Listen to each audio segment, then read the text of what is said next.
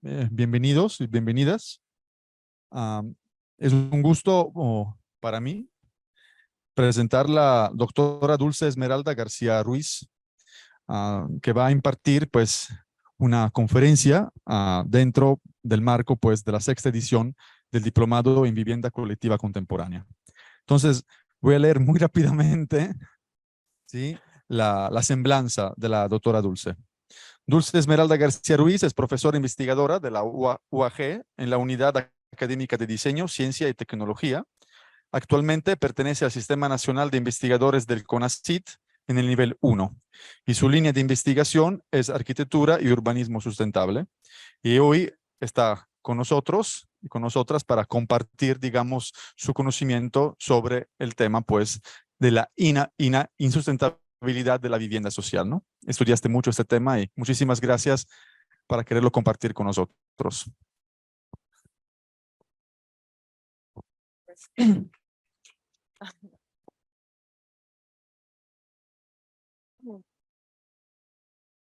Ay, muchas gracias y buenas noches a todos. Gracias a todos por estar aquí un ratito para compartir un poquito sobre pues este tema que, como bien dice Graciano, ya tengo algunos años estudiándolo. Bueno, mi conferencia la quise titular justamente un poco provocativa en este caso. La insustentabilidad de la vivienda social, una mirada hacia lo colectivo, ¿no? Entonces, aquí platicarles un poquito. Ese tema, sobre todo, me gustaría que fuéramos explorando las miradas que tiene la vivienda, porque en sí misma la vivienda tiene muchas posibilidades, no solamente constructivas y arquitectónicas, sino que es un eje rector en la que podría llegar a solucionar múltiples problemas, pero también a generar múltiples problemas en escala, ¿no? Entonces, la idea aquí es que vayamos empezando a reflexionar sobre el tema central, que es justamente la vivienda, y empecemos a ver sus diferentes caras y connotaciones. Me imagino que la mayoría aquí son arquitectos, algunos de ustedes estarán estudiando también el diplomado aquí de vivienda colectiva, las maestrías y demás, y espero que surjan ustedes y complementen mucha de la información que a lo mejor ya han estado recibiendo para que puedan hacer mucho más finas sus ideas y puedan detonar estas posibilidades que justamente son las que estamos buscando hoy en día. ¿Sale? Bien. Creo que es acá. ¿Se cambió o no? A ver, le doy a... No sé a dónde le doy. Creo que le tengo que poner una...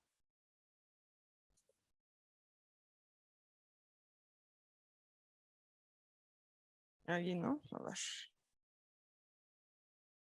Ahorita lo había calado y sí. Y creo que sí, pero...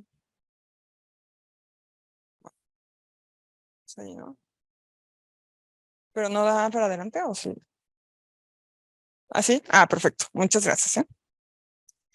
Bien, pues igual aprovecho, ahí están mis correos, por si alguno de ustedes de repente quiere también más información o quiere que le comparta algunos datos, porque al final de cuentas aquí apenas voy a abrir la discusión, es como que pues a lo mejor puedan surgir nuevas inquietudes y podamos siempre estar en contacto, aparte de aquí con Graciano, que bueno, gracias a él pues me invitó por ahí, agradecerle también por ello. Y bueno, ahí está un poquito mis contactos, cualquiera de los dos funciona. Y bueno, a ver, vamos a iniciar. Entonces, voy a empezar justamente con esta problemática general que todo el mundo ya casi ubicamos, y es el tema del crecimiento, ¿sí? O la expansión misma que ha generado este crecimiento exponencial en las ciudades. Y bueno, el caso de las viviendas, debido al incremento de la población, estas presuponen un incremento pues en todo, ¿no? En las infraestructuras, en los equipamientos. O sea, la demanda es altísima que tenemos en las ciudades para tratar de satisfacer todos pues los usuarios que cada vez venimos más. Y justamente vamos a ver, podemos encontrar muchos datos, yo resto de la 1, donde se va viendo cómo va a ir cambiando. Justamente en el año 70, la población era mucho más rural, ¿sí? Pero hoy en día la población ya ha dejado, o sea, de ser más rural y ha sido más urbana, ¿sí? Entonces, ¿esto qué presupone? Pues que va a requerir muchos elementos que tendríamos que considerar. Ahora, si nos damos a la historia un poquito sobre las ciudades, vamos a darnos cuenta que las ciudades grandes o grandes ciudades no superaban o difícilmente superaban el 1.000.000 de habitantes. Sin embargo, hoy en día muchas de las ciudades tienen más de 1.000.000 de habitantes, ¿sí?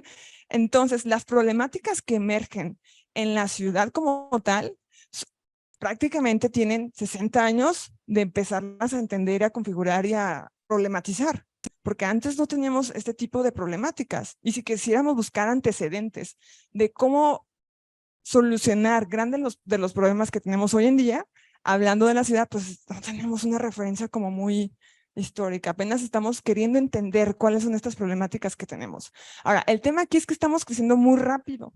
O sea, la manera en que crecemos tampoco nunca se había presentado en el tiempo, es algo nuevo. Entonces, ¿cómo hacemos para justamente, en la medida de que va creciendo la ciudad, tratar de encontrar alguna estrategia así de acelerada para reducir la problemática, ¿sí? O la satisfacción de todos estos recursos e infraestructuras que se requieren en las ciudades. Entonces, nos estaba compartiendo.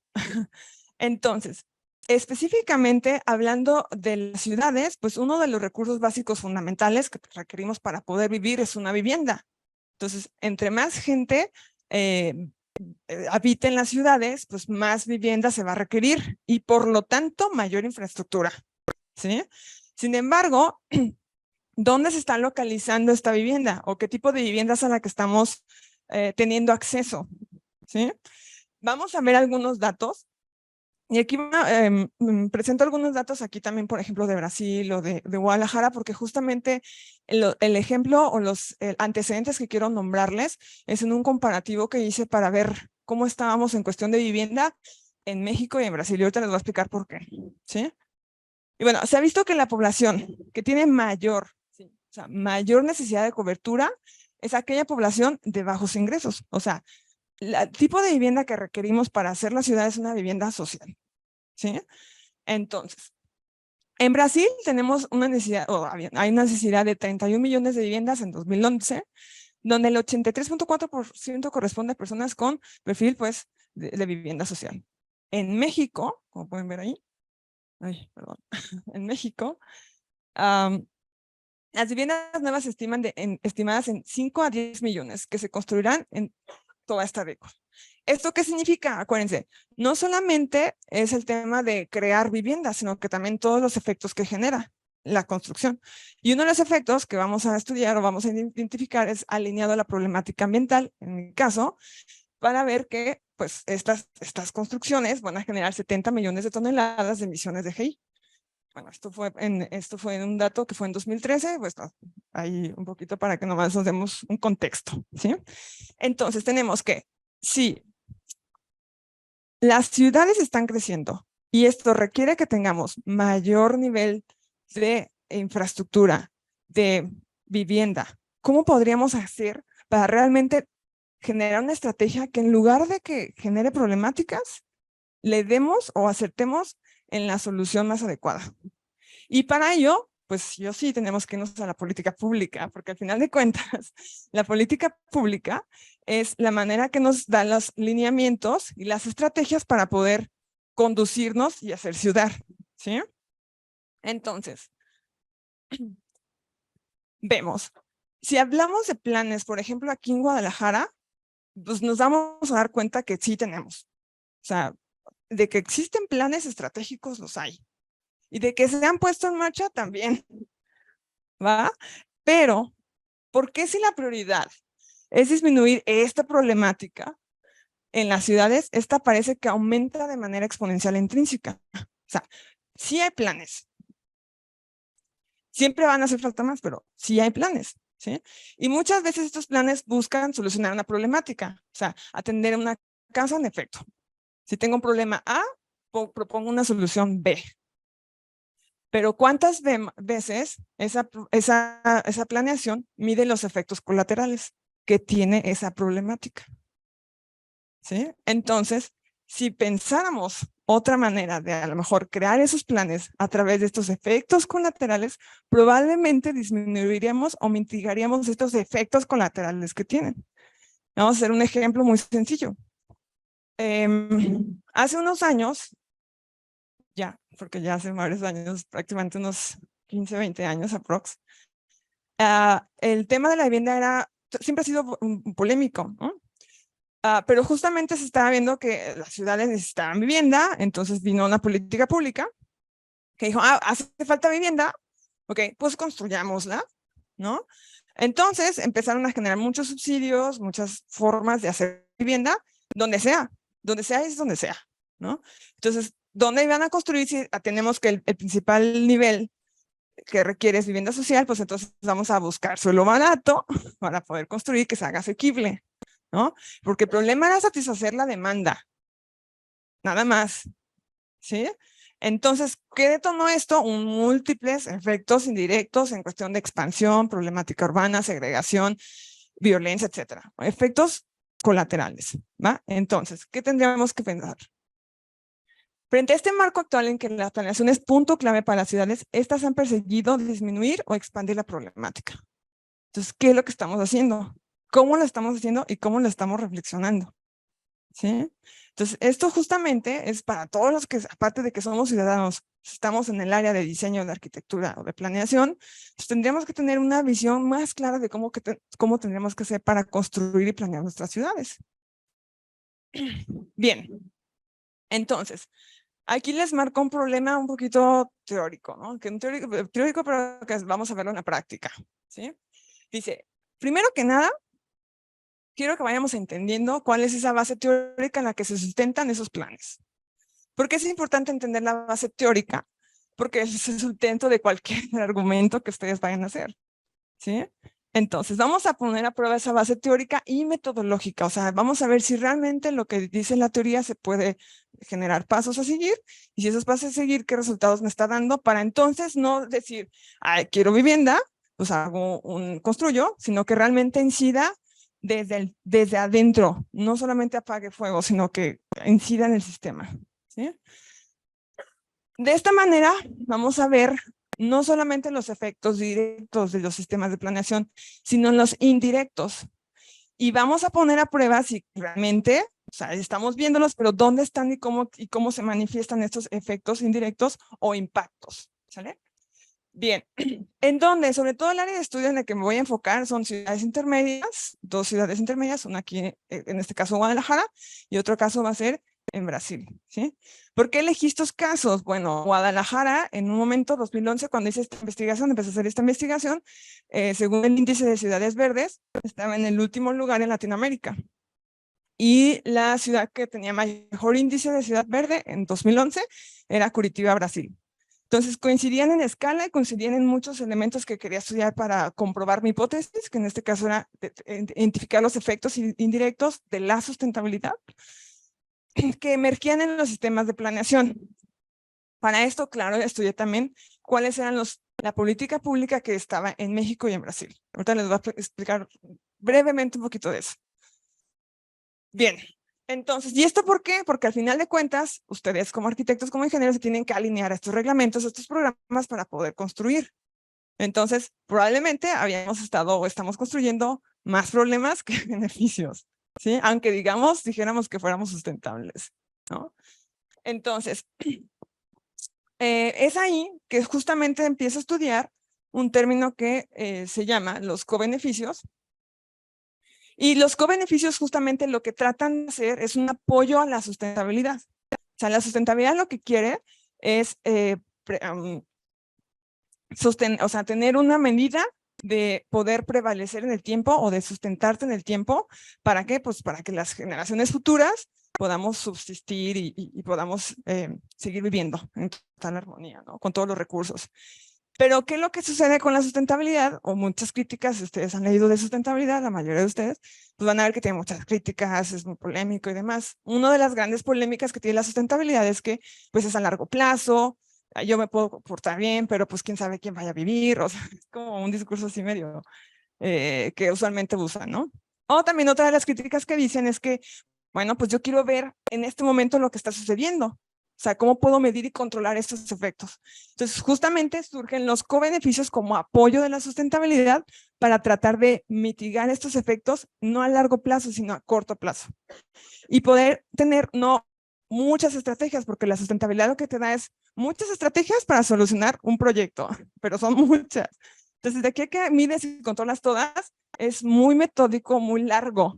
Entonces, los cobeneficios lo que hace es una estrategia de todos esos 20 parámetros, una estrategia. ¿Cuál va a ser la indicada y por qué? Y de esa estrategia, ¿cuál te ayuda a darle a lograr a todas las demás? O sea, es mucho más eficaz. ¿Sí? Teóricamente hablando, yo quería ver si funcionaba. ¿Sí? Bien, entonces, por ese lado, fue que decidí estudiar los cobeneficios porque justamente miraban una posibilidad de poder lograr lo que realmente plantea la sustentabilidad, ¿sí? Solo que en lugar de a largo plazo, ver los resultados a corto plazo, ¿sí? Bien, entonces, si nosotros tenemos efecto y reacción, o sea, una política que identifica una problemática y luego tratan de solucionarla, los cobeneficios lo que van a hacer es identificar lo que no estaba dentro de la planeación, o sea, los coimpactos y los cobeneficios. ¿Para qué? Para controlar esa decisión a tu favor y no en contra. ¿Va? Entonces, las preguntas es, pues, ¿qué tipo de impacto se produce? ¿Qué tipo de cobeneficios? ¿Cómo se miden? ¿Cómo se identifican? ¿Cómo se demuestran?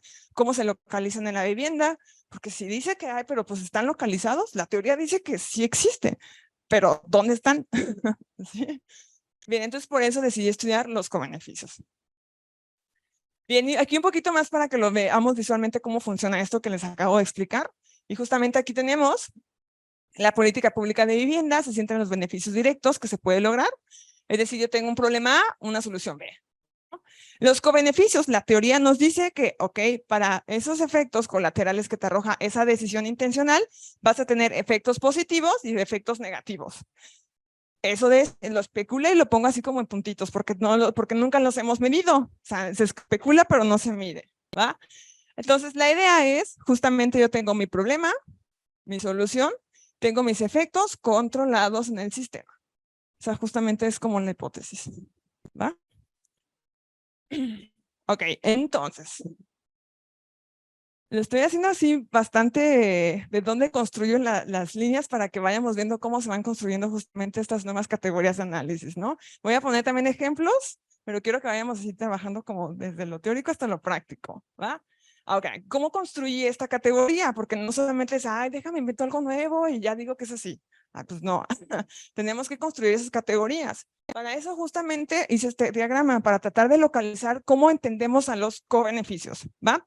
Entonces, los cobeneficios se van a instaurar dentro de los sistemas de planeación. O sea, los cobeneficios como tal son política pública, ¿sí? Altamente operable, altamente manipulable, ¿sí? Pero ¿dónde se localizan? Dentro de los sistemas de planeación, ¿cuáles son sus prioridades? ¿Sí? Los cobeneficios lo que quieren es identificar justamente una medida del cambio climático y la contaminación. ¿Por qué? Porque es un apoyo para la sustentabilidad, porque la sustentabilidad tiene como varias fugas teóricas, conceptuales, ¿sí? Y entonces estos dos elementos yo los voy a utilizar para entenderlos en la vivienda. ¿Por qué la vivienda? Porque la vivienda es, todas las personas es un derecho fundamental, ¿sí? Aparte, la vivienda produce emisiones, te brinda seguridad, es un apoyo también psicológico. Si tú tienes una vivienda, psicológicamente te sientes estable, ¿sí? Y ambientalmente también podríamos mitigar muchos de los efectos a partir de ella. Bien. Entonces, hice esta línea para irnos y no ponerme aquí a explicar la política pública, porque tampoco, no quiero centrarme en eso. Soy arquitecta, entonces quiero centrarme más en la parte arquitectónica, ¿sí? Pero sí tenemos que entender el tema de la política pública en México para entender la vivienda social, ¿sí? Ok, entonces, prácticamente, el tema de vivienda social en México usualmente está instaurada pues en los sistemas de planeación que va a ir lanzando, ¿sí? A nivel federal. Y esto inicia sobre todo muy fuerte en los 90s, en 2010, cuando el crecimiento poblacional de las zonas metropolitanas empieza a verse mucho más reflejado. Luego, pues vemos que tenemos un gran déficit de vivienda, tenemos una muy gran demanda, pero sobre todo de vivienda económica y popular. Empiezan a generarse muchos subsidios, financiamientos, a través de recursos federales, a partir de la CONAVI, de la FONAPO, se construye muchísimo en todas las áreas en México, ¿sí? En todo México en general. Pero es hasta 2010, justamente, y es esta el área de estudio que me interesa ahondar, ¿sí?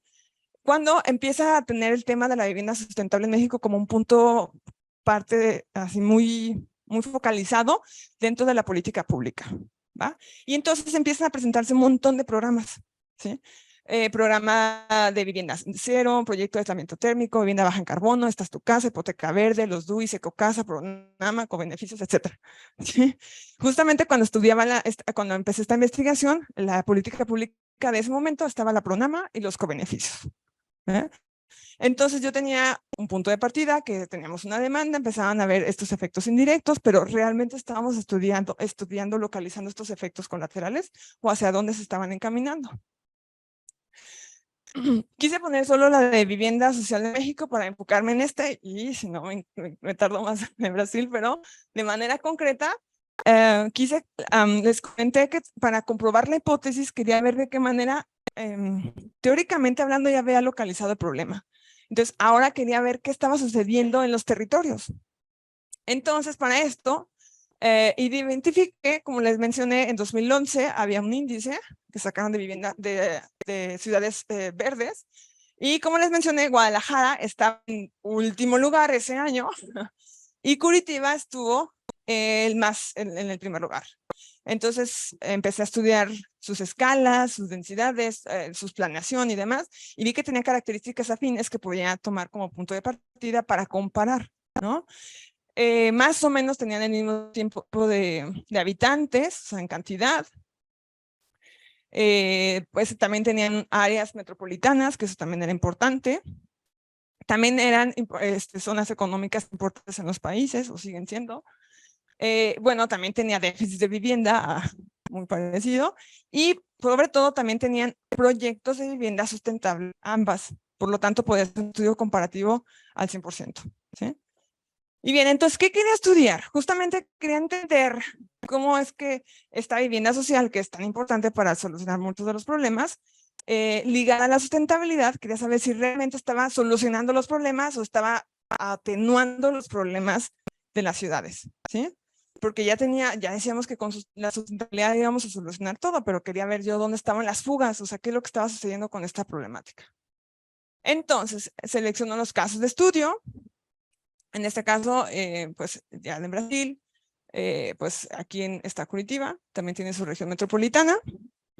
Elijo pues el programa Mina Casa, Mina Vida, que estaba vigente en ese momento, y pues elijo también un caso de estudio para poder compararlo en función de la política pública de ese momento. Y luego también aquí de Guadalajara, también seleccioné un caso, estaba en Tonalá, del programa de la NAMA de vivienda, uno de los pilotos que se hizo, que se pudo estudiar.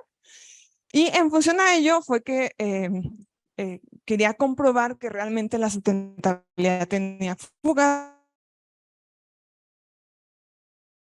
no solamente teóricas, sino también prácticas, ¿sí? Con los cobeneficios podríamos mirar o encontrar dónde estaban realmente el control en el sistema. Entonces, ¿cuáles fueron las variables de estudio? Yo me quise entrar en... Se supone que si queremos ciudades verdes o ciudades sustentables, lo primero que tenemos que tener es accesibilidad, ¿no? O sea, que todos los recursos, nuestros recursos estén cerca caminando, estén en transporte público, que tengamos, si yo vivo en un sitio, pues si yo quiero ir al doctor, pues que me quede cerca, ¿no? Que no tenga que usar el carro para ir hasta el otro lado de la ciudad, que pueda tener accesibilidad universal y acceso a los recursos básicos, ¿sí? Y el otro componente que nos dicen las ciudades sustentables es que, en teoría, pues tenemos que tener también áreas verdes, ¿no? Entonces, yo ahí tenía mis dos elementos para poder analizar, ¿sí? ¿Cómo tenemos que hacer una medición? Acuérdense que para poder medir tengo que tener un dato cuantitativo para poder establecer ciertos parámetros. Entonces, mi dato que yo quise contabilizar fueron las emisiones de carbono. Los cobeneficios justamente tratan de reducir las emisiones de carbono para incidir en el cambio climático. Entonces, estábamos bien. Y entonces, lo que analicé fue justamente cuántas emisiones de carbono se producen a la hora de que tú te trasladas de tu casa a tus puntos cotidianos. ¿sí? Y cuántas áreas verdes hay en esa ciudad. Bien, ¿qué me dio como resultado? Digo, no les voy a platicar todo el tema de cómo construir esto, sino me voy directo a los resultados para ir un poquito más a grano y tener un poco más de discusión. ¿Qué me dio como resultado? Aquí tenemos el caso, ay, perdón. Aquí tenemos el caso, los resultados, esta gráfica que ven aquí es del caso Curitiba. La ciudad sustentable. Índice Ciudades Verdes, número 1. Acá tenemos el caso Proyecto NAMA de vivienda aquí en Guadalajara. Aquí está.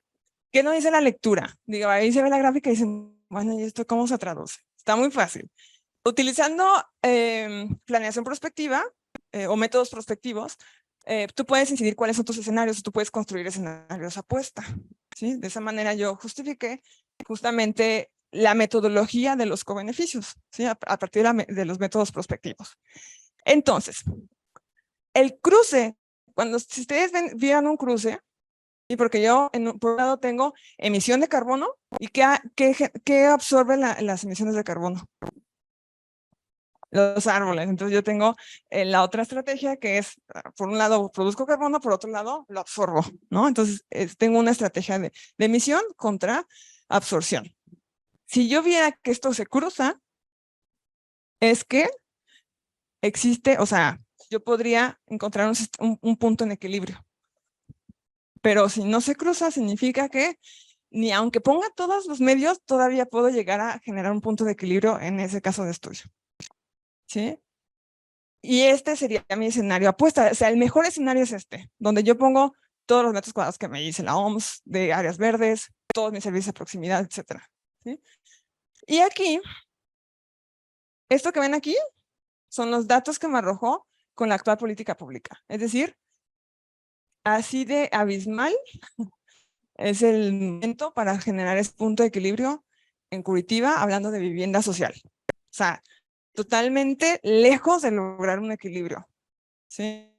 Y si se ve aquí, este punto, es en 2015 que terminé ese estudio, ¿cuál era la fecha para lograr una vivienda realmente sustentable, ¿sí? En Guadalajara? Entonces, ustedes se fijan, pues es abismal, ¿no? Y si se fijan aquí, poniendo las estrategias adecuadas, en 3 años yo podría tener un equilibrio en el sistema. ¿Sí? Entonces, ¿qué estaba viendo aquí? Que realmente con los cobeneficios yo puedo ver qué es lo que está sucediendo y no especular, comprobar lo que está sucediendo en las ciudades. Y por lo tanto tomar la mejor decisión. ¿Sí?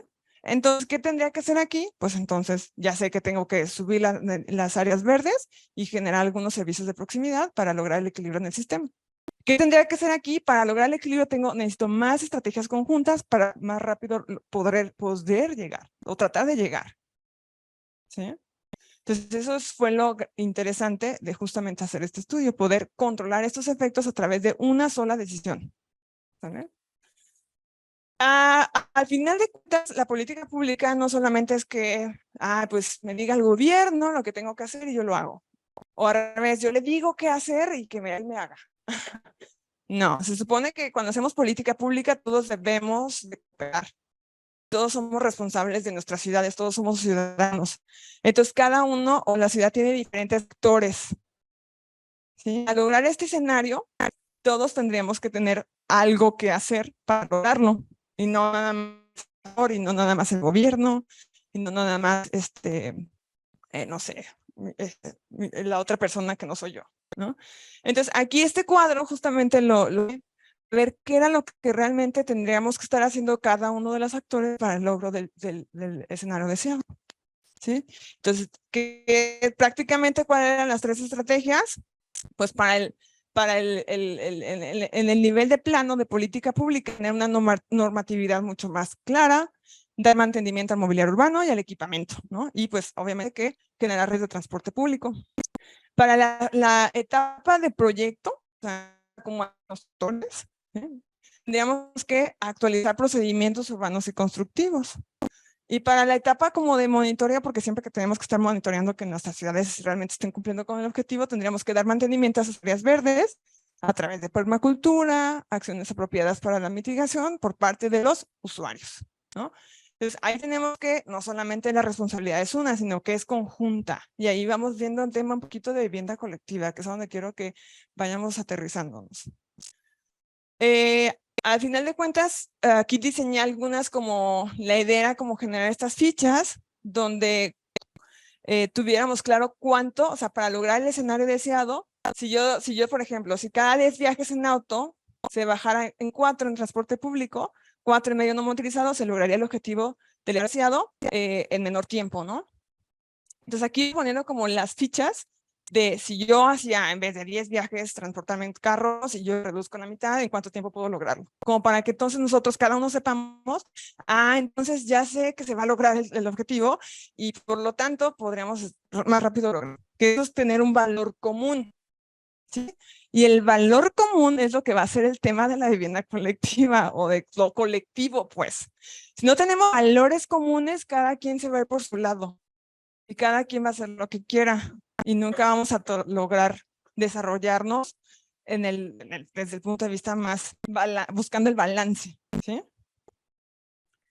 Bien, entonces, para ir cerrando, en este tema de una mirada hacia lo colectivo, lo que me gustaría mostrarles, a lo mejor, o traer la discusión, cuáles serían algunas de estas estrategias que se supone que aquí ya vimos que es posible lograr ese equilibrio, lograr esa estrategia, ¿sí? Entonces, por eso, una mirada hacia lo colectivo, porque lo colectivo es tener ese valor en común, ¿sí? Entonces, es un valor compartido. O sea, no solamente yo quiero lograr esto. A ver, no todos queremos lograrlo porque todos queremos tener empleo, todos queremos comer bien, todos queremos tener acceso a los recursos. O sea, es un valor compartido para lograr ese objetivo común. Entonces, algunos ejemplos que traigo son justamente, ahorita estoy estudiando el postdoctorado. Entonces, una de las cosas que estoy estudiando es cuáles serían las mejores estrategias que se han puesto en práctica en diferentes contextos para lograr justamente la sustentabilidad. Entonces, aquí pongo algunas ideas, me imagino que muchos de ustedes a lo mejor ya conocerán estas, otros no, pues bueno, aquí podremos justamente dialogar, ¿no? Entonces, fase dentro del estudio de algunas cosas que he realizado, estuve hace algunos meses en Copenhague.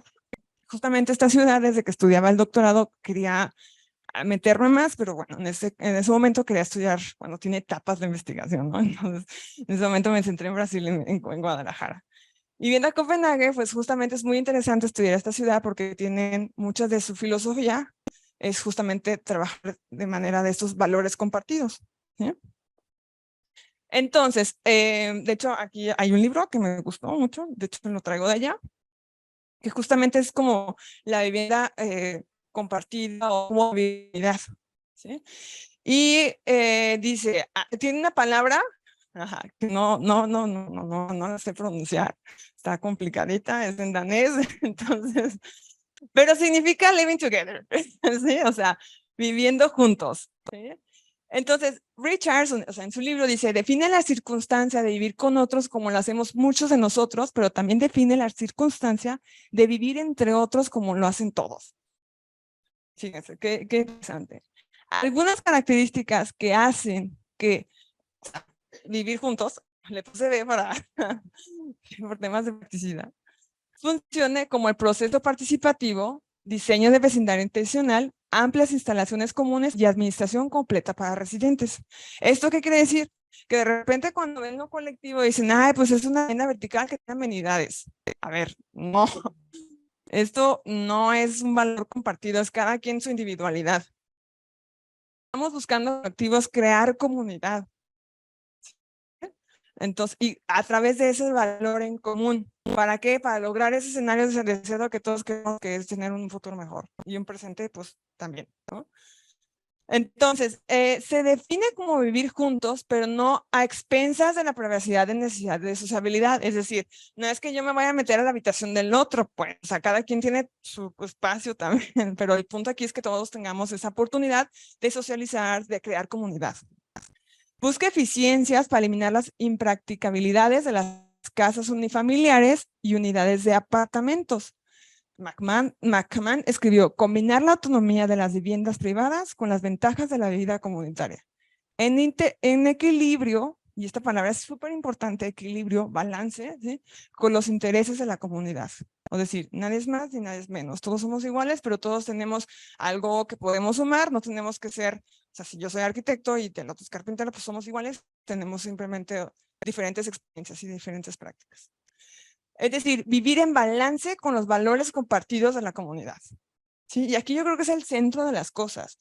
Si tenemos ese valor compartido para lograr ese objetivo, entonces podemos lograr lo que sea. ¿Sí?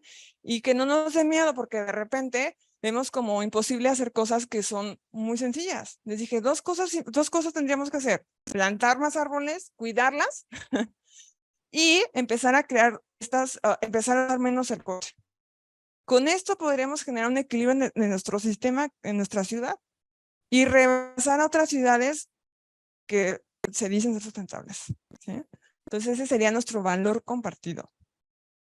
Y bueno, aquí pongo algunos ejemplos, aquí también ven, para ver un poco de ideas de diseño y demás de lo que han hecho justamente en este caso en Copenhague. Y bueno, aquí si se fijan, esta estructura, bueno, todo lo demás que ven acá son viviendas, obviamente, y aquí es un estacionamiento. Este estacionamiento, en vez de crear esas superficies enormes, un montón de niveles y demás, pues ponen esta estructura verde. Si se fijan, hay algo muy interesante que es esta escalera, donde no es una estructura cerrada, sino abierta, ¿sí? Cualquier persona puede subir, y que ahí arriba, pues justamente este parque, ¿no? Aquí, pues para que puedas interactuar, para que puedas jugar, para que puedas convivir. Digo, luego mis fotos no sale tanta gente, no sé, pues tengo la falta arquitectónica muy marcada, pero ahí había niños jugando y había ancianos y todo. Y bueno, ¿cómo llegas? Pues llegas en bici. Bueno, aquí tengo algunas bicis, pero puedes llegar también en metro. O sea, puedes llegar de la manera que tú quieras. Y bueno, todo esto es en el mismo sitio, ¿eh? O sea, no crean que son como diferentes sitios, sino que están en el mismo lugar. Aquí tenemos estas piscinas y baños termales, que bueno, parte de la cultura mucho de Copenhague es justamente como convivir, y tienen agua. Entonces utilizan el agua la utilizan pues para estar, para meterse, para bañarse, etcétera. Bueno, proyectos más provocadores, ¿sí? Es este de Urban Riger, que justamente tratan de generar esta como una vivienda colectiva.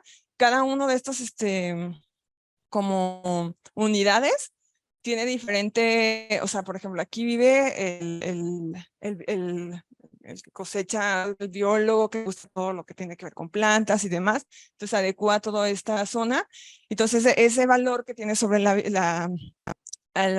cómo usar las plantas y demás, luego lo vamos a ver acá, pues están creando como estos tipos comedores donde tú puedes cosechar tu propia comida y luego cocinarla, ¿sí?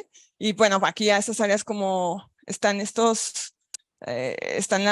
los baños termales, y luego están como estos mobiliarios que, además de que captan energía solar, aquí mismo tienen estos sistemas como para crear sus semillitas y poderlas cultivar, ¿no? O sea, es como ese valor compartido de que yo soy arquitecta, entonces, ¿qué suma en mi comunidad y cómo lo puedo compartir? ¿Para qué? Para lograr ese bien común. Yo soy bióloga, bueno, ¿cómo podemos empezar a hacer comunidad a partir de estos principios? Es apenas este proyecto apenas es reciente, apenas lo están poniendo a prueba, prácticamente se puede considerar un experimento, pero bueno, digo, iba a traerles de todo. Bueno, aquí un poquito más sobre estos principios de que son comunidades que sí están organizadas, o sea, no son como espontáneas, o sea, sí están organizadas para realmente lograr ese bien común que están buscando, ¿no? Bueno, y aquí otro ejemplo, también justo en Copenhague, este es la Casa 8, y aquí este ejemplo se me hizo interesante porque es un poquito más vertical. De repente es un poquito como lo que vemos acá o lo que está en tendencia, pero si se fijan, a ver si aquí está, aquí no saqué la rampa, sí, aquí está la rampa. Esta vivienda, toda esta vivienda es también espacio público accesible, ajá, exacto. Entonces tú no tienes que ser usuario de esta propiedad para poder usar ese espacio. Entonces tú puedes ir en tu bici, subir ese edificio, puedes ir caminando y puedes subirlo. Y pues aquí toda esta gente vive, obviamente que no te vas a meter a su casa porque dijimos la privacidad, pero sí puedes estar conversando con la gente que te encuentras, tienen áreas comunes, pues puedes llegar en bici, correr, andar, también llegas en metro. Y eso que esta es una de las zonas más alejadas de Copenhague. Y pues haces 15 minutos y casi mucho desde el centro, ¿no? Aquí está otro ejemplo, The Mountain. Y justamente, pues tienen los mismos principios, ¿no? Aquí, todas estas viviendas, ninguna se repite, nunca, no es igual, ¿sí? Porque también eso es como generar flexibilidad para los diferentes usos y los diferentes usuarios. O sea, no es como que estemos repitiendo los niveles iguales, sino que lo estamos diseñando con respecto a las cualidades climáticas, la orientación, pero también a los diferentes usuarios, porque una vivienda o lo colectivo también tendría que ser con diferentes tipos de usuarios, o sea, no solamente puros jóvenes, o no solamente puras ancianos. Aunque hay algunas que están más dirigidas a este sector, ¿no? Por ejemplo, las que son más dirigidas a estudiantes o demás, pero en sí, muchas de ellas tratan de tener como múltiples usuarios. Por lo tanto, tienen diferentes necesidades.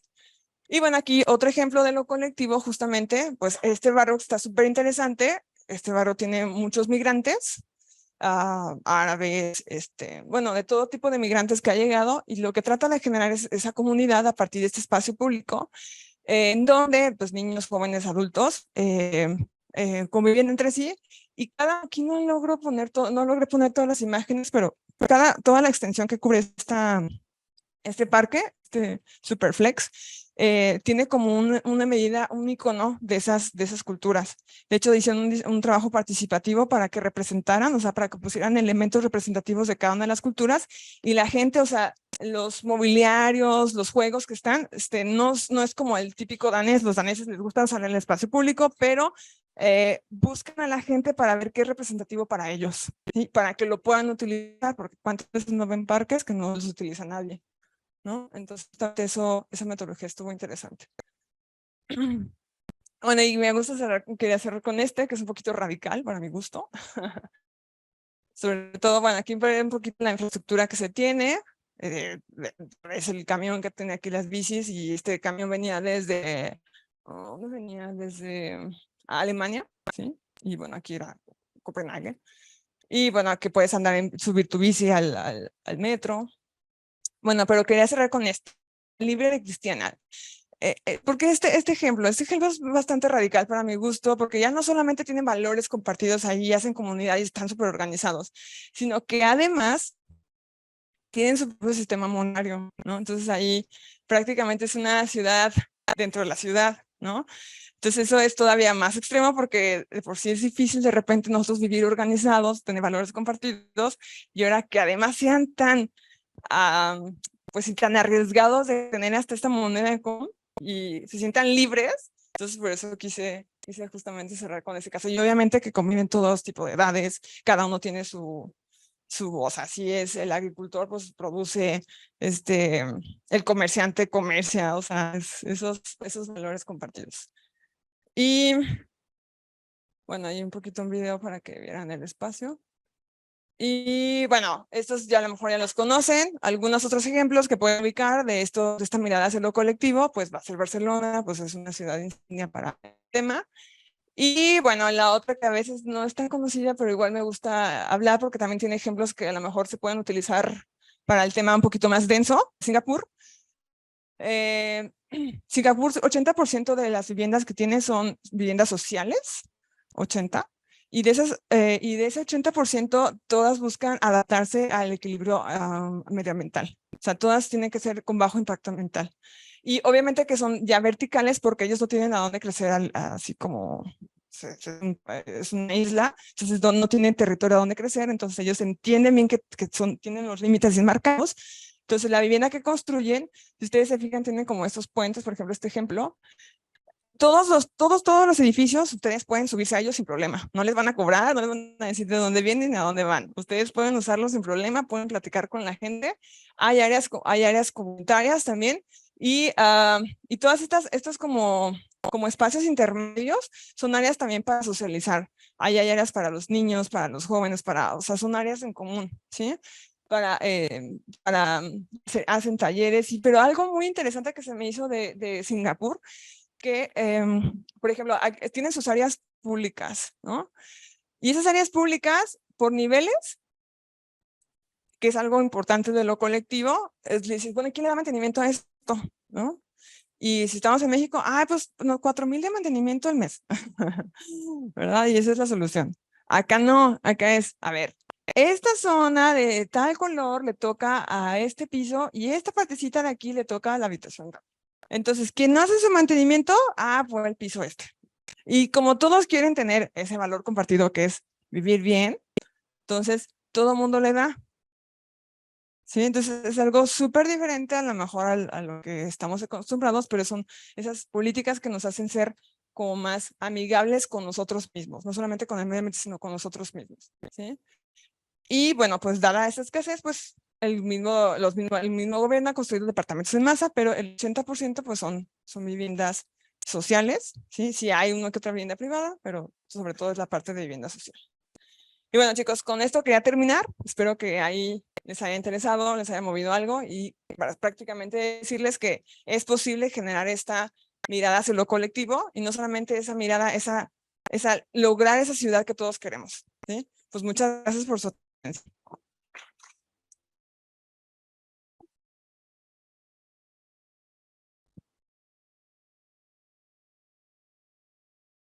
Bueno, muchas gracias, doctora. Pues, mm, he tocado unos puntos como muy interesantes, ¿no? Yo creo que un punto muy destacable de toda la plática, digo, aparte de la claridad metodológica en la investigación, increíble, ¿no? El tema que se tocó, ¿no? Que el tema de lo colectivo no es simplemente la construcción en altura, como muchas veces, incluso aquí, escuchamos, ¿no? La vivienda colectiva uno imagina, pues, apilar departamentos, cuando es tener esta cuestión de la construcción de un valor común, ¿no? Ah, eso es lo que intentamos incluso de una cierta forma ver, ¿no? En el diplomado con diferentes ejemplos, un poco para romper como este prejuicio que vivienda colectiva a fuerza quiere decir densidad, ¿no? Que a fuerza quiere decir apilar, ¿no? Cuando a cambio yo creo que se puede sacar una metáfora muy importante a partir de esta plática que la vivienda colectiva más importante es la ciudad, porque efectivamente aquí vimos unos cuantos ejemplos pues del edificio Montaña o el edificio 8, etcétera, de un arquitecto reconocido, pero al final pues los espacios más importantes, ¿no? Que vimos y que son los espacios que generan comunidades, pues son esos espacios públicos, ¿no? Por lo tanto, pues muchísimas gracias por esta aportación. Una pregunta, ¿cómo le hacemos para generar esos valores compartidos? Bien, gracias, no, gracias por la pregunta. Y justamente sí creí que me iban a preguntar eso, ¿eh? Porque estaba platicando en la mañana con otra maestra y me hizo esa misma pregunta. Yo, ok, voy a estar preparada un poco para esto, espero responderlo. Bueno, desde la experiencia que he desarrollado en función a proyectos de investigación, ahora mismo estamos en un proyecto no es de vivienda, pero es de movilidad sustentable y seguridad, ¿no? Entonces, en el tema de movilidad y ciudad, hemos aprendido que para lograr este tipo de elementos de lo colectivo es justamente trabajar con la comunidad, ¿sí? Y cómo, a través de la cohesión social. O sea, sí o sí necesitamos empezar a cohesionarnos. Lamentablemente, cuando hemos hecho muchos ejercicios, por ejemplo, entrevistas a los ciudadanos en las colonias y demás, nos damos cuenta y confirmamos que muchas de las personas no comparten, o sea, ese valor en común que es a lo mejor darle apoyo a su vecino. O sea, hacemos la pregunta, oye, ¿cuántas veces le ayudas a tu vecino? No, pues nunca. ¿Cuántas veces te ayuda a tu vecino? No, pues nunca, ¿no? Entonces, hay comunidades que están mejor cohesionadas que otras, ¿no? ¿Cómo tendríamos que hacerlo? Pues trabajar en esos, o sea, tratar de generar esa comunidad, o sea, generar como vínculos donde la gente confía, o sea, son redes de confianza. ¿Sí? Entonces, ¿cómo hacemos estas redes de confianza? Porque sí, pues es que mi vecino no confío. Entonces, ¿cómo haríamos para poder confiar en los vecinos? Porque son las redes de confianza que ayudan a generar estos valores compartidos. Pues no hay una manera más posible que es trabajar en la cohesión social. Para esto, gracias a te comento, hicimos un índice, ¿sí? Para tratar de ejercer o de empezar a de trabajar con la misma. Sí, no solamente a partir de datos cuantitativos, sino datos cualitativos. O sea, ¿cómo puedo yo entrar en las personas, ¿sí? Y entender cuál es su percepción, qué es lo que necesitan para entonces generar como una empatía, ¿sí? Entre la comunidad. Pero es todo un reto, o sea, yo creo que el tema, de hecho es el tema, o sea, ¿cómo creo esos valores compartidos cuando nuestra misma sociedad nos hace que seamos muy individualistas? Siempre estamos pensando en nosotros mismos y siempre que queremos, hasta cuando buscamos una vivienda, a ver, que esté yo solo y que no comparte con nadie. Entonces, es trabajar, sí, como en este elemento como de trabajar con la gente, sí o sí, y tratar de generar más empatía. Yo siento que también siempre les hago esta pregunta, o sea, ¿cuántas veces o sea, todos vivimos en un barrio, pero ¿cuántos hemos hecho algo por ese barrio? ¿Cuántas personas conocemos a nuestros vecinos? No queremos conocerlos. Entonces, es empezar a generar este sentido de comunidad desde nosotros. Y a partir de ahí, tratar de incidir desde la raíz, ¿sí? ¿Cómo creamos estos valores compartidos? Pues ese es el reto que tenemos todos nosotros, ¿sí? Y ese es nuestro reto mayor porque no solamente somos ciudadanos, son arquitectos, constructores que construimos la ciudad y la diseñamos, ¿no? Entonces, yo creo que es mucha parte de nuestra responsabilidad, ¿sí? Pero una metodología estaría padrísima. Hay intentos de, pero no, eso es más, pues más desde lo colectivo, ¿no? Que está padre por eso también su diplomado. Digo, solo para cerrar un poco lo que estás comentando sobre la generación de valores compartidos, tú ahora acabas de decir, ¿no? Somos ciudadanos, y además somos arquitectos profesionistas, ¿no? Lo podemos ver al revés también. Somos arquitectos, pero antes de ser arquitectos somos... Eso lo digo porque muchas veces, lo he podido revisar también en las universidades, la gente cree que como arquitectos simplemente nos encargamos de la construcción de algo, pues que nos encargan. Cuando yo creo que sí deberíamos devolver como a la raíz de las cosas, entender el valor social que tiene en este caso pues la arquitectura y entender que todos somos ciudadanos y por lo tanto con nuestra arquitectura, con nuestra postura o simplemente hablando con la gente sí podemos construir pues un escenario mejor, ¿no? Puesto que pues esta ciudad pues es la materialización construida pues de una sociedad, ¿no? Por lo tanto pues que bien estos ejemplos incluso que plantean estas cuestiones, pues aquí ya no es cuestión de cuánto dinero le metas, sino que tú te tienes que encargar de limpiar esta parte de la plaza, no vas a subcontratar, ¿no? La limpieza de esto, ¿no? Entonces esto genera comunidad. Un ejemplo aquí en Guadalajara que estuve estudiando, digo, que creo que de una cierta forma construyó o en aquel tiempos una comunidad, fue la construcción de una unidad habitacional, pues de autoconstrucción, la Flores Magón, ¿sí? Porque al final, pues todas estas personas que vinieron seleccionadas para participar al programa, todas, ¿no?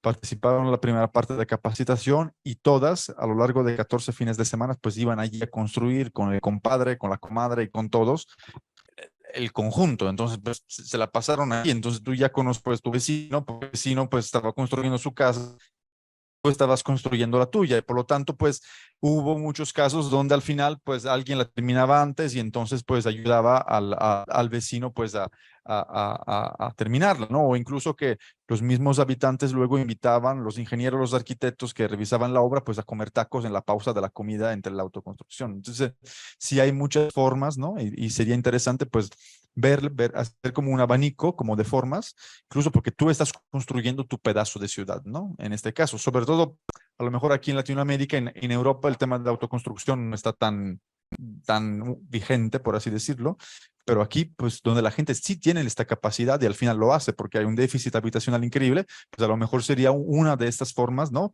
Para construir estos valores compartidos, ¿no? Uno pone en el Google Unidad Habitacional Ricardo Flores Magón, hay reseñas como si fuera una plaza comercial, ¿no? Te dicen, pues no vayas porque son todos delincuentes, ¿no? Entonces, pues cuando yo no sabía, yo fui, digo, a lo mejor no sé qué me va a pasar, pero a cambio no, es increíble. Entonces empiezas a platicar con la señora del kiosco, con el señor que está en la otra casa, etcétera, y ves que entre ellos, pues al final siempre el vecino lo que llegó después que altera los equilibrios, que no tiene los mismos valores compartidos que habían construido, ¿no? Los que estaban ahí desde el principio, pero al final la comunidad funciona. Y de hecho ellos se quejan como comunidad del poder público, o sea, del poder central, porque ya no les hace caso, o sea, los alejó, por así decirlo, y ellos tienen que hacer funcionar su propia colonia, su propia unidad habitacional solos, ¿no? Esto es lo que dicen. Pero felicidades por tu tu plática. ¿Hay, alguien quiere preguntar algo, aportar algo?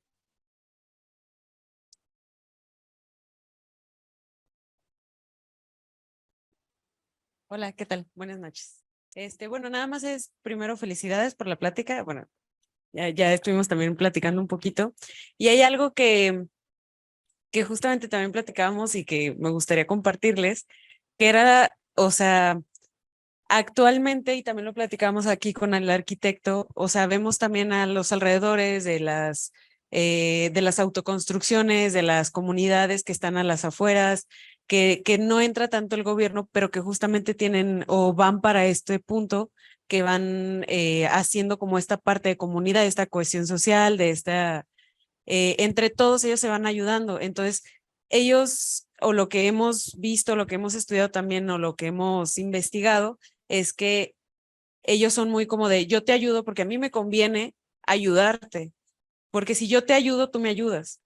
Entonces creo que esa es una parte importante en la que, o sea, ahorita nosotros como jóvenes, como personas en general, debemos de empezar, creo yo, a confiar un poquito más al que tenemos al lado, a nuestro vecino, porque justamente también no por no confiar, por no querer o por no lo que sea, es como me voy a aislar yo mismo y ya no voy a pedirle ayuda, o si necesita ayuda a mi vecino, simplemente me quedo mirando y no hago nada y me quedo en mi casa. Entonces, si yo confío en mi vecino justamente, o le estoy dando también la confianza, puede ser que empiece ya más a, como a, ¿cómo le,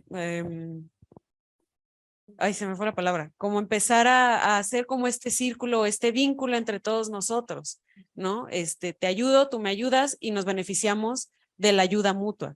Entonces, si los demás también están viendo que entre nosotros nos estamos ayudando, también quieren unirse y podemos empezar estos vínculos, esta cohesión.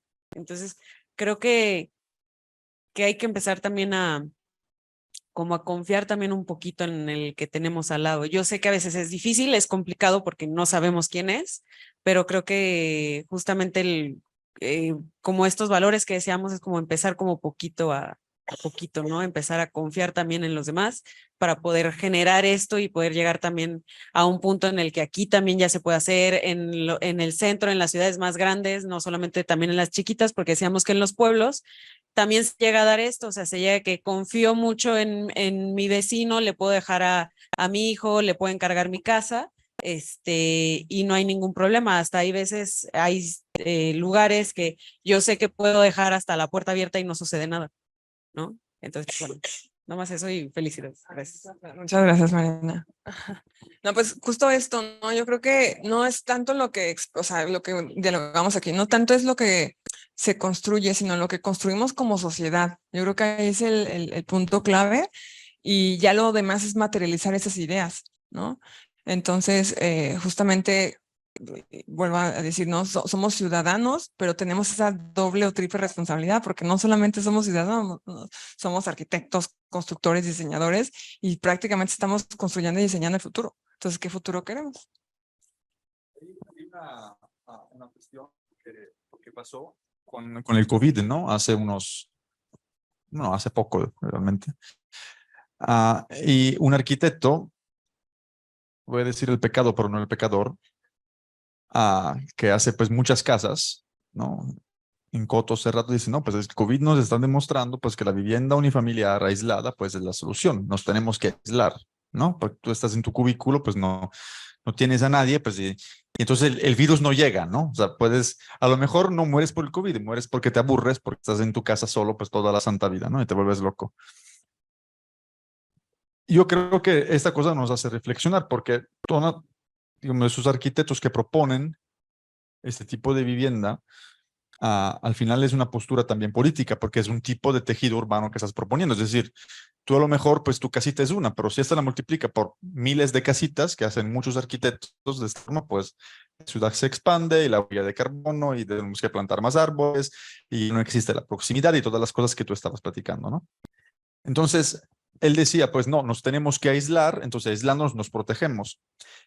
Viendo muchos videos, porque yo viví pues el COVID aquí, pero veía los videos de Europa, ¿no? En muchas ciudades pasaba una cosa increíble, que al final era que se formaban redes entre vecinos. Entonces, cada día a las 5 de la tarde, todos los vecinos pues, de la calle tenían que salir en sus balcones y cantar. Eso está increíble porque te permite pues de saber que tu vecino está bien, que el otro está bien, que todo está caminando, ¿no? Y te sientes parte, ¿no? Como de una comunidad. O incluso la doctora Saida Mushi, cuando vino aquí pues el año pasado, que dio pues una conferencia, lo que nos comentaba, que muchos edificios de vivienda colectiva, ¿no? Donde había como esta diferencia, ¿no? A lo mejor había el viejito, pues la jovencita, pues la familia, etcétera.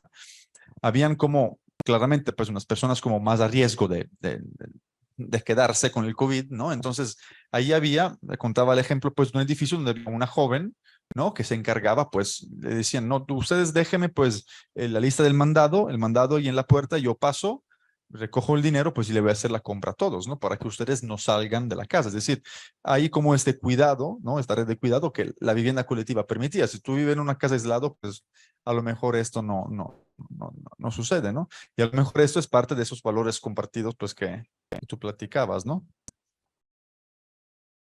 Porque al final a veces hay de manera como espontánea que surgen estos valores compartidos y a veces hay algo en común que se unen todos en común, pues aquí podríamos tener esos valores compartidos que queremos aprender, por ejemplo, es un valor, ¿no?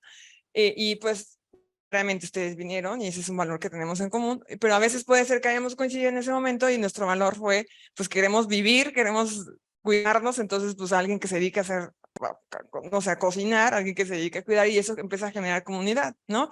Y excelentes ejemplos tenemos, por ejemplo, de crear comunidad, hablábamos, un ejemplo muy, pues sí, es pues muy bueno para entender el valor de la comunidad, que es lo que sucede en las favelas, ¿no? O sea, es un perfecto ejemplo de cómo generar comunidad porque el valor en común es vivir o sobrevivir, ¿no?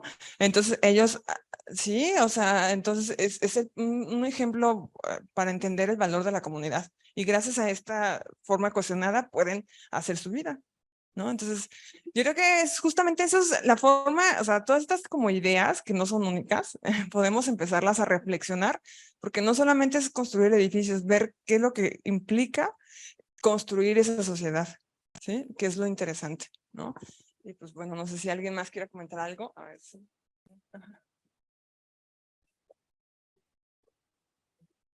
Buenas noches, muchas gracias por la conferencia, por el análisis y como esta reflexión de, al final de cuentas, crear el valor común, pues sí, seguramente es lo más complicado. Podemos partir de ideas filosóficas muy abstractas, muy grandes, como que el mundo no está acabado todavía, lo podemos acabar, pero en realidad pues eso es donde nos lleva. Y luego vemos valores en comunes muy concretos, como no dañarlo al prójimo, que también nos permiten, de cierta manera, no estar en un caos completo. Profesionalmente, como en el ámbito de la arquitectura y de la construcción, también está súper complejo cómo aplicar estas dos variables que pusiste, de áreas verdes y servicios de proximidad, y lograr de esta manera lo que se espera, que es que la gente se mueva menos, ¿no? Porque también hay que considerar que una ciudad tan grande, en las ciudades grandes, pues a pesar de que tengas tal vez algunos servicios en la proximidad, siempre va a haber una razón por la que, no sé por qué te tengas que ir hasta el otro lado de la ciudad. O sea, los desplazamientos son tan complejos y creo que eso es parte también del desafío pues, como arquitectos, urbanistas o ingenieros, de entender esta complejidad de desplazamientos y de deseos, de que cada persona, por más que tengamos una idea colectiva, también tenemos una individualidad muy marcada y sobre todo en una época pues, muy individualista y que está muy guiada por deseos personales, deseos de ir hacia ciertos lugares. Yo quiero viajar hasta no sé dónde, yo quiero tener esto, yo quiero tener este tipo de vida. Y cada quien, a pesar de tener en un mismo tipo de grupo social, pues realmente tenemos deseos entre nosotros mismos que tal vez podríamos tener muchas características sociales similares, edad, rangos, etcétera, tener deseos y cotidianos muy distintos, ¿no? Entonces, en esa complejidad de cada individuo tiene pues, formas de moverse y desplazarse a la ciudad tan distintas, también nos implica mayores desafíos en cómo lograr esa proximidad. No sé qué tipo de servicios tienen que estar cerca, qué otros tienen que estar en los desplazamientos, qué tipos Porque pues también vemos muchas veces como pues, sobre todo en el movimiento moderno, unidades muy densas, edificios colectivos con unidades de equipamientos muy cercanos, con muchas áreas verdes, son objeto también de crítica, de abandono, de falta de utilización, que te preguntas por qué sucede eso, y al final creo que no es tan sencilla la respuesta de la proximidad, en pocas palabras. Sí, yo creo que es todo un tema, el punto de la proximidad, porque no, o sea, cuando analizamos, y bueno, en este caso yo lo que analizaba eran ciertos servicios a proximidad, que son los servicios básicos, ¿no? Con los que tú necesitas para poder vivir. O sea, ¿y cuáles son los necesarios para poder vivir? Pues necesito algo que pueda, donde pueda adquirir alimentos, donde pueda hacer mis pagos a mis servicios, donde pueda ir al doctor, ¿sí? Si me está doliendo la cabeza, puedo ir tener una consulta rápida. Pero claro, va a haber otro tipo de servicios que requieran otro tipo de conectantes, ¿no? Entonces, por eso el otro elemento que tendríamos que estar trabajando son en estas conectantes también colectivas, que es el transporte público, para que te pueda transportar de una manera pues muy eficiente de un punto a otro. Y que si tú te quieres, necesitas salir, pues es que yo me voy a ir a Ciudad de México y pues cómo voy a hacer si yo vivo hasta el otro lado de la ciudad. Claro, entonces tenemos una red, un tejido a partir de estos transportes colectivos o transporte público que te lleva a las diferentes estaciones, luego te llevan a las otras localidades, ¿no? O sea, es como una planeación integral, no solamente es de un tipo, son de diferentes niveles, pero justo para hacer el ejercicio era, bueno, yo lo que necesito para vivir, sí, son estos servicios de proximidad, y que ya te los dice o sea, las metodologías de sustentabilidad te las dice bien claras, o es más, a veces ni las metodologías de sustentabilidad, las mismas de urbanismo te dicen cuáles son los servicios de proximidad, y ya, ¿no? Y bueno, y todo lo demás es una planeación estratégica integral. O sea, sí es complejo, pero entendiendo realmente cuál es la clave, podríamos empezar a generar esas ideas. O sea, el punto aquí es que, o sea, saber dónde está la problemática y luego cómo podemos incidir en ella de manera estratégica e integral. Y ahí está la clave. O sea, no es como que nos inventemos estrategias que a lo mejor no van a suceder porque no entiendo bien la problemática, sino ya sé dónde está, lo localizo y entonces diseño la estrategia más adecuada para poder entonces erradicarla, ¿sí? Esa es como la forma, ¿sí? No, bueno, no sé si alguien más quiere comentar. Ah, sí.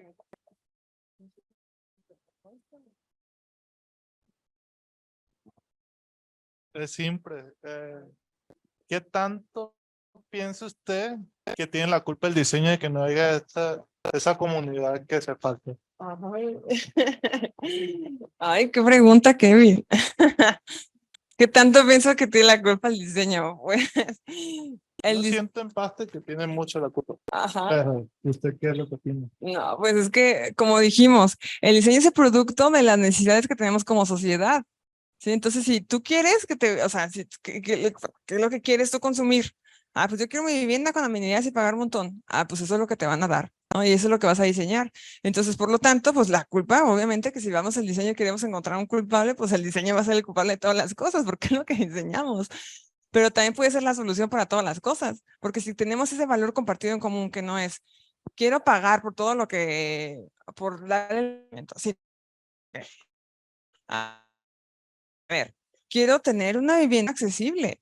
¿Sí? ¿Y cuál sería mi valor? Bueno, pues yo también tengo que ser como un ciudadano responsable, ¿no? Y en función de eso yo podría empezar a diseñar de manera distinta y tener otro tipo de necesidades, ¿sí? Entonces, claro, si vemos el diseño como tal, pues claro, el diseño es el culpable de muchas cosas, la solución y la mejora de otras, ¿sí? Entonces, yo creo que el punto de partida, mucho de lo que vamos a estar o que tendríamos que estar haciendo es hacernos las preguntas adecuadas para resolver los problemas de una manera acertada, no estar replicando problemáticas, ¿sí? Entonces ahí es la clave, Kevin, hacerte las preguntas adecuadas, ¿sí?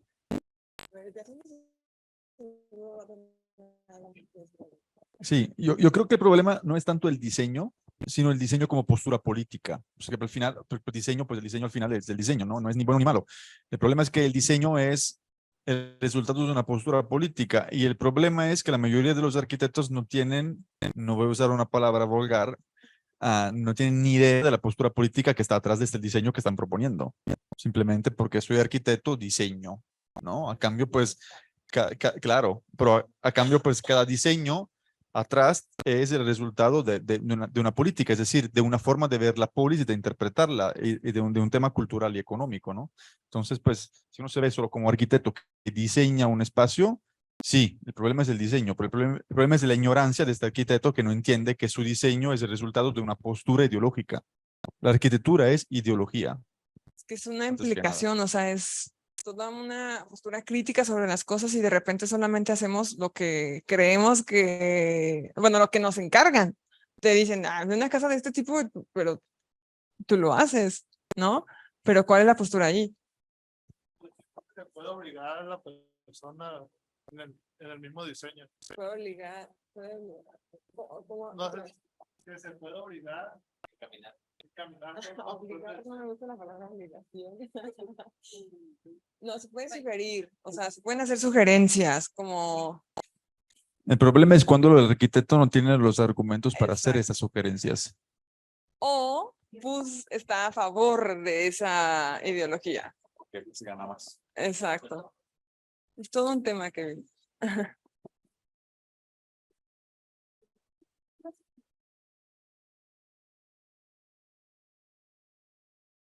Ser breve, lo prometo. Y retomando un poquito lo que mencionan, me parece que en esta construcción común un gran papel que juega es la creación de discursos, ¿no? Y como profesionistas sí hay una oportunidad de transmitir ciertos discursos con el sueño de cambiar o de modificar ideologías que están adyacentes. Y tal vez existan recursos, que sería algo interesante de platicar, investigar, que invitan a modificar esas ideologías. De repente hay palabras, conceptos que se ponen muy de moda, incluso fuera de los ámbitos de arquitectura, y que en el fondo pues permitirían utilizarlos para poder vender otro tipo de producto al final de cuentas las personas que compran o adquieren viviendas o podrían votar por uno u otro partido para poder generar otro tipo de viviendas, pero como el concepto de la ciudad de 15 minutos, que no es, que es básicamente la proximidad, no lleva tantos años siendo pues, citado más seguido y alcanza a permear otros ámbitos familiares, y en el fondo quizás el concepto de la ciudad de 15 minutos podría jugar en la decisión de un ciudadano X, a un abogado, un doctor que vaya a adquirir una vivienda, que decide hacerlo en un tipo de vivienda distinto al que sería un coto que está que salir, tomar el coche para ir al Oxxo, y en el Oxxo, como no hay nada que puedas comprar realmente para hacer una cocina, tienes que agarrar 40 minutos para llegar al supermercado, ¿no? Entonces, creo que la posibilidad también podría pasar en cómo utilizar ciertos discursos que están de moda, y a pesar de que parezca disco rayado, a veces permitiría alcanzar, a pesar de que sea un lugar común dentro de la profesión, permitiría esparcir un poco más la idea, y esperando que la ideología podría orientar o permitir modelos distintos, diseñados diferentes. Aquí al final de cuentas pues es un problema reciente y las propuestas que vengan van a ser experimentales, ¿no? O sea, para tratar de resolver el problema, ¿no? Entonces, lo interesante aquí, y por eso es súper importante que a lo mejor ustedes se habiliten más o nos habilitemos más, es cómo hacemos estas propuestas lo más acertadamente posibles o lo más balanceadamente posibles para lograr mitigarlos o incidir en los en los menos problemas posibles, ¿sí? Entonces, es el tema y nosotros podemos empezar a configurar muchas estrategias y es el punto del diseño. O sea, ¿de qué manera yo puedo generar una estrategia que me ayude a reducir la problemática en vez de a aumentarla, ¿no? Y justo, o sea, podemos inventarnos muchas, ¿no? El tema aquí es que nos arriesguemos, también y que tomemos ya un punto crítico, nos sensibilicemos y nos animemos a dar esas soluciones que realmente nos hacen falta, porque muchas problemáticas hay y pocas soluciones acertadas hemos encontrado, pero mucho tenemos que hacer, ¿sí? Entonces, ahí está nuestra chamba, justamente. Entonces, pues no sé si alguien quiera comentar algo más para ir cerrando o... Sí, hola. Ah, dime. Perdón. Bueno, yo para poner un poquito de contexto, yo estoy iniciando una tesis para finalizar mi carrera que tiene que ver con el mismo interés de la vivienda colectiva.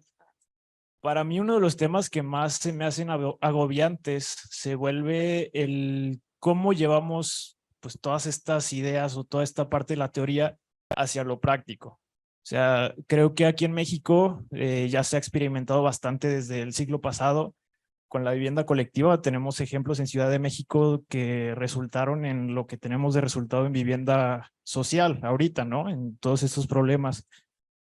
O sea, aquí lo agobiante para mí como futuro arquitecto se vuelve el en dónde entramos nosotros, ¿no? O sea, cómo volvemos esto realidad, estas ideas posibles.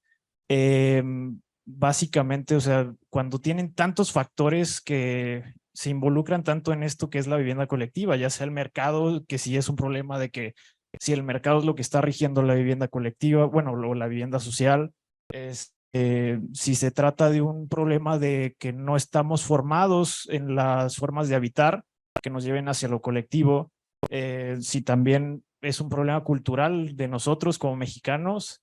Entonces, bueno, mi pregunta sería, ¿cuál sería su postura si en este momento nos preguntaran a nosotros que, ok, ya se va a poner en marcha, ya tenemos las políticas, se puede decir que sí, para llegar a tener este modelo, pero en la realidad, ¿no? Yo creo que es, a lo mejor suena, a lo mejor la respuesta está muy básica, pero es que es la base, ¿no? Yo creo que si tú vas a hacer un proyecto, lo quieres llevar a la práctica, tienes que conocer a quién le estás diseñando, ¿no? O sea, y cuántas veces los proyectos que hacemos no conocemos ni siquiera a los usuarios que vamos a los que van a estar viviendo. Entonces, lo primero que tendríamos que hacer nuestra responsabilidad es meternos a profundidad en entender las necesidades de los usuarios, ¿no? A partir de ahí podemos nosotros entonces replantear o plantear cuáles son estas posturas que tendríamos que hacer para construir estos valores, porque cuando nosotros entendemos los usuarios y los entrevistamos y realmente vemos qué es lo que necesitan, encontramos esos valores en común. Y esos valores en común son los que podrían ayudarnos a construir esta vivienda o esta mirada hacia lo colectivo. ¿Sí? Entonces, yo creo que lo más importante es sí centrarse en el usuario para poder incidir en la práctica. Si ya tienes todos los conocimientos técnicos, entonces lo que nos hace falta es adentrarnos con los usuarios, que muchas veces como arquitectos pensamos que tenemos que darle las órdenes a ellos, ¿no? A veces vamos viendo qué es lo que necesitan. ¿Sí? Y no es que, ojo, también, el tema es aquí, ¿qué necesitan y cómo puedo lograr incidir en entender estos valores y yo materializarlos, como dijimos? O sea, entiendo lo que necesitan, ubico estos valores compartidos y los materializo. ¿Sí? Entonces, ahí esa es la clave. Es como el diseño centrado en el usuario. ¿Vale? Entonces, ese es como un tip, aunque podemos meternos más, ¿no? Pero eso es como que para mí la clave, ¿no? No sé si alguien más quiera compartir algo sobre esto.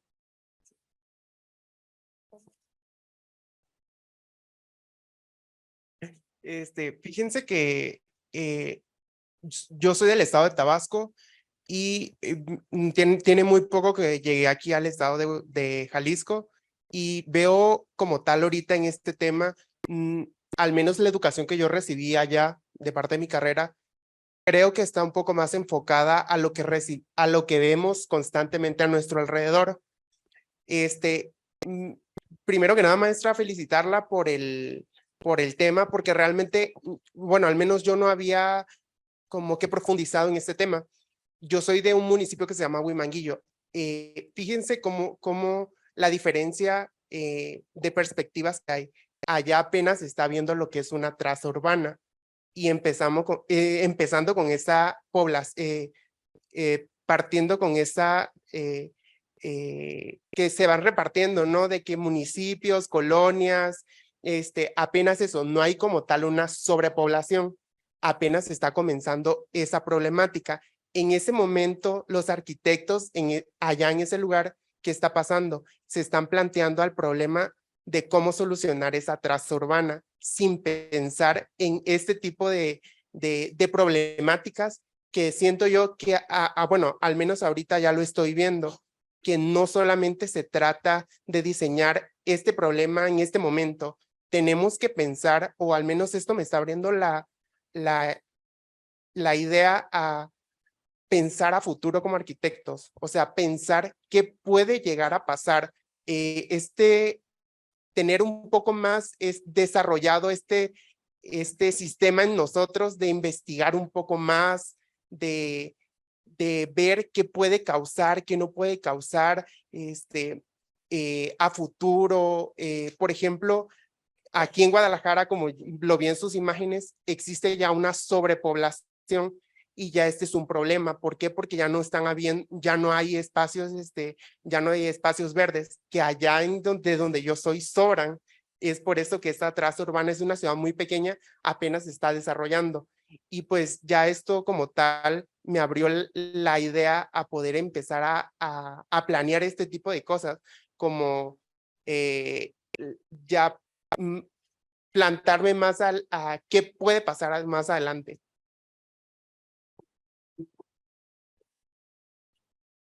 Yo creo que el otro elemento, si queremos hablar como puntos claves, aparte de ver los usuarios, es pensar qué implicación tiene esa decisión intencional que yo estoy tomando para solucionar esa problemática, ¿no? Entonces, si pensamos y vemos esos escenarios, sí, probablemente podamos incidir en reducir la problemática, no en acentuarla. Y qué bueno que te ayudó para empezar a plantear estas nuevas interrogantes.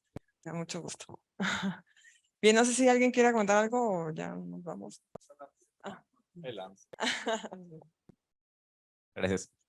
Buenas noches, primeramente felicidades. Mi duda es, en una de las gráficas que presentó, que comparaba la ciudad de Brasil con Guadalajara, hubo un cruce, Guadalajara en un punto o en un año tuvo un cruce. Mi pregunta es, ¿significa algo ese cruce o anteriormente del 2015 para atrás, Guadalajara estuvo bien entre comillas o qué significa eso? ¿Te refieres a Ajá. esta gráfica? ¿Ese cruce te refieres? Sí. Ok, déjenme aclarar, qué bueno que haces esa pregunta porque me faltó aclarar algo. Cuando hice este estudio, lo inicié en 2013 y lo terminé en 2016. 2013-2016 fue ese estudio, el margen que yo utilicé. Entonces, si te fijas, aquí el punto de análisis de mis datos fue en 2015, ¿no? Entonces, ahorita, pues ya ustedes nos veríamos aquí, ¿verdad? Pero en ese momento, sí, en ese momento estábamos en esta situación. ¿Qué significa? Que no teníamos un equilibrio en el sistema, o sea, todavía estamos lejos de lograr de mitigar el impacto ambiental. Sin embargo, si en ese momento hubiéramos tomado estas estrategias, o sea, si las hubiéramos hecho hace ya varios años, hubiéramos estado logrando el equilibrio en el sistema. Ahorita tendríamos que hacer un nuevo estudio para ver si esto creció, se disminuyó demás. Lo más seguro es que no, porque la política pública cambió y no cambió para bien. Entonces, lo más seguro, y aquí no traje la otra tabla donde tenían los otros modelos. Los otros modelos decían, ¿qué pasa si una variable la logro? O sea, yo sumo más áreas verdes, pero no genero espacios de proximidad. Y lo otro escenario era, bueno, ¿qué pasa si yo genero espacios de proximidad, pero no áreas verdes? Entonces son como diferentes escenarios. O ¿qué pasa si ninguna de las dos inciden? ¿Y qué pasa si las dos se acentúan? Entonces vas viendo cómo va creciendo la problemática, ¿sí? Entonces aquí sí es importante aclarar que este estudio yo lo acoté en 2015 y para los métodos prospectivos y los cobeneficios nos dice que tenemos que tener periodos de tiempo. Yo lo abarqué hasta 2030, que era la Agenda 2030, ¿no? Por eso la justificaba allí. Entonces, en este momento, te digo, tendríamos que volver a hacer un estudio para ver si esto, o sea, si esto se cumplió, que en este caso, pues no más seguro es que no por el tema de la política pública. Acuérdense que cobeneficios está dentro de la política pública. ¿Por qué? Porque es lo que donde nos alineamos para construir, ¿sí? Usualmente. Entonces, digo, lo más seguro es una hipótesis, lo más seguro es que no, pero tendríamos que estar viendo los nuevos datos para saber qué es lo que sucede. ¿Qué hubiera pasado si hubiéramos hecho esos dos elementos? Pues hubiéramos logrado el equilibrio en el sistema, ¿sí? Entonces, por eso viste ese cruce y aquí era para yo validar cuánto tiempo necesitamos para cumplir el equilibrio en el sistema y para validar que los cobeneficios me puede decir en dónde o sea, la estrategia y en dónde, cómo se logra. ¿Sale? Por eso, y qué bueno que lo mencionaste, porque sí se me olvidó aclarar ese punto. ¿Sí? No, pues solo una cosa. Tú vas a ser arquitecto dentro de poco, ¿no? No te agobies, porque ni siquiera empezaste. O sea, si ya te estás agobiando ahora, pues cambia. Vete de la medicina, economía o ciencias de la comunicación y te la vas a pasar mejor, ¿no? Porque si te agobias desde ahora, pues ya perdiste la batalla, ¿no? Yo creo que es muy importante tener presente una cosa, ¿no? Cuando pensamos en la vivienda colectiva, ¿no? En el momento que nos contratan una casa individual, pues sí conocemos al que va a vivir allí, que le gusta tener gatos y que le gusta el patio y esto y el otro, pues al final, pues le haces un diseño como un traje, ¿no? Con medida, ¿no? Muchas veces cuando uno proyecta vivienda colectiva, pues puede entender más o menos el contexto, pero no vas a conocer uno por uno, pues todos los posibles habitantes que van a ir en este edificio, porque la verdad sería imposible, ¿no? Puedes trabajar de manera participativa, puedes tomar datos, más o menos sabes cómo funciona la zona, pero el tema no es simplemente que tú puedas recaudar datos sobre la zona, sino también es entender cómo tú te la estás imaginando, ¿no? Cómo te imaginas, o sea, qué tipo de ciudad tú como arquitecto y como ciudadano quieres regalar a través del diseño a la gente. Y es muy interesante porque en la práctica profesional que nosotros tenemos, a veces me toca esas reuniones que son un dolor con los que son de las inmobiliarias, ¿no? Entonces, los de la inmobiliaria, pues, se vuelve o quiere ser el mejor amigo, pues, del desarrollador, o sea, del dueño del desarrollo. Entonces, a ver, el proyecto está muy bien, pero tú, ¿quién quieres que viva en ese edificio? Pues yo no sé. O sea, yo diseño pues para que viva la gente que quiera vivir en este edificio. Luego, que sea soltero, que tenga hijos, que tenga el gato, que tenga el abuelo, que tenga un poliamor, o sea, que vivan en 6, pues yo no lo sé, y no lo sé ahora y no lo voy a saber en 10 años qué va a pasar.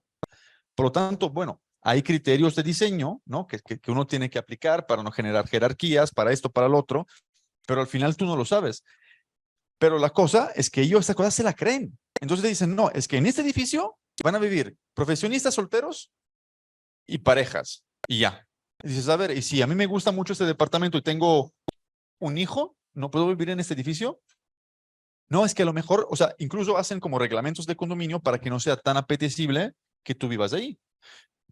En un edificio que estamos diseñando, pues nos estamos imaginando pues una azotea muy verde, donde hay una especie de alberca, que es la única amenidad del edificio, pero entendiéndola como una experiencia como de la tierra, pues el fuego, el agua, etcétera, ¿no? Así.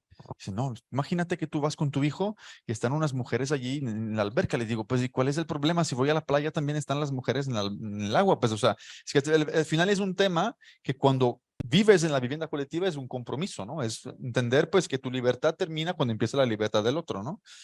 Pero no te...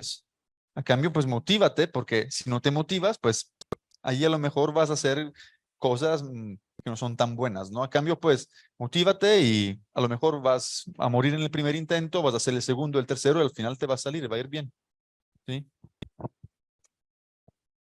Pues sí, justamente eso, o sea, pensar en los usuarios es en múltiples usuarios y lo que hablamos de la flexibilidad, o sea, no podemos ser rígidos, aunque tenemos que conocer todos los parámetros, eso sí, pero muy bien. Pues no sé si alguien más quiere comentar algo, chicos. ¿No? Pues yo creo que aquí cerramos. Bueno, yo trabajo aquí en la escuela. Trabajo aquí en la escuela. Queremos invitarlos, está el diplomado de vivienda colectiva contemporánea que bueno, tiene sus sesiones cada semana, pero cada semana tenemos una o dos conferencias, unas presenciales, otras en línea, y están abiertas a todos los interesados a estas conferencias. Las pueden ver por Facebook Live, entonces están abiertas. Mañana tendremos una de intervenciones urbanas en territorios vulnerables, Guacuri y Mata Virgen, en Sao Paulo. Quién sabe dónde vaya a ser, pero es en Sao Paulo. Y lo va a impartir la profesora Renata Coradín. Entonces están invitados a pues verla por Facebook Live y aquí va a estar. Y la semana siguiente, el viernes a esta misma hora, vamos a tener una presencial aquí que tiene el nombre Retos y Alternativas para la Vivienda, con la profesora Carla Escoffier. Entonces, esa va a ser presencial, va a estar aquí. Los invitamos verdaderamente, o sea, bueno, Renata tiene toda una trayectoria profesional y académica, entonces lo pueden ver en su experiencia en la conferencia de mañana, pero también la otra va a estar Carla Escoffier. Si ustedes no la conocen o si la conocen, habla muchísimo sobre el tema de vivienda y no es arquitecta, entonces es un tema mucho más abierto, mucho más multidisciplinario y muy interesante. Entonces, esperamos la semana que entra por aquí, a la conferencia. Bien, bien. Pues Dulce, muchísimas gracias, súper interesante y es bien padre que las conferencias duren el doble después de las preguntas, que no más, que se genere un diálogo es padrísimo y lo lograste. Felicidades y gracias.